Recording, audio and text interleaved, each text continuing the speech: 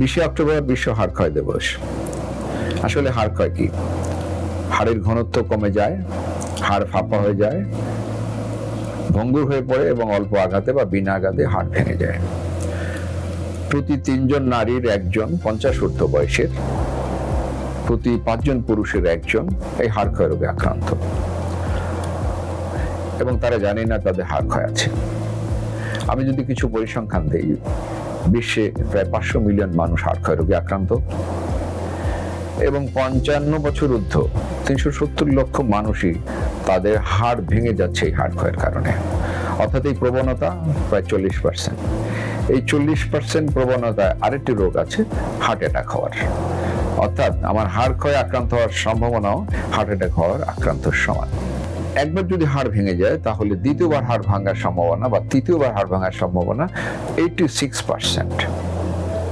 শতকরা 80 জন মানুষ জানেই না যে তার হাড় ক্ষয় আছে এবং হাড় ভেঙে গেছে, বিশেষ করে মেরুদণ্ডে হাড় ভেঙে গেছে, এবং তারা এই ব্যাপারে কোনো ব্যবস্থা গ্রহণ করেনি। এই হাড় ক্ষয়কে আমরা নীরব ঘাতক বলি, কারণ একবার যদি আপনার মেরুদণ্ডে হাড় ক্ষয়ের কারণে আপনার মেরুদণ্ডে হাড় ভেঙে যায়, আপনার 8 গুণ মৃত্যুর ঝুঁকি বেড়ে যাবে।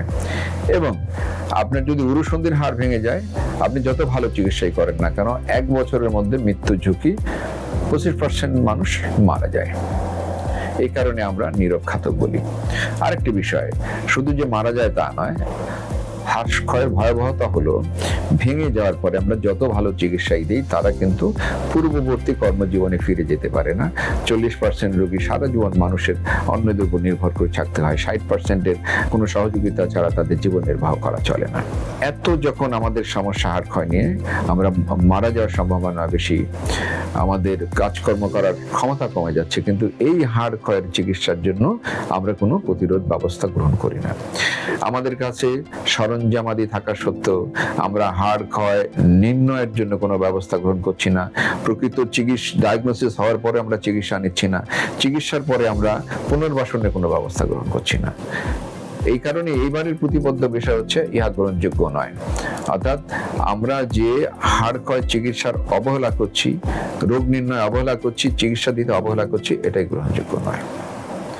হাড় ক্ষয় হলে চিকিৎসার অনেক পদ্ধতি আছে, রোগ নির্ণয়ের অনেক পদ্ধতি আমাদের দেশে বিদ্যমান, ওষুধপত্র আমাদের দেশে বিদ্যমান।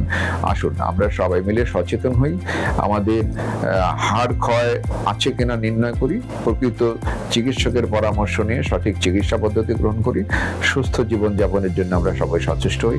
আপনাদের সকলকে ধন্যবাদ।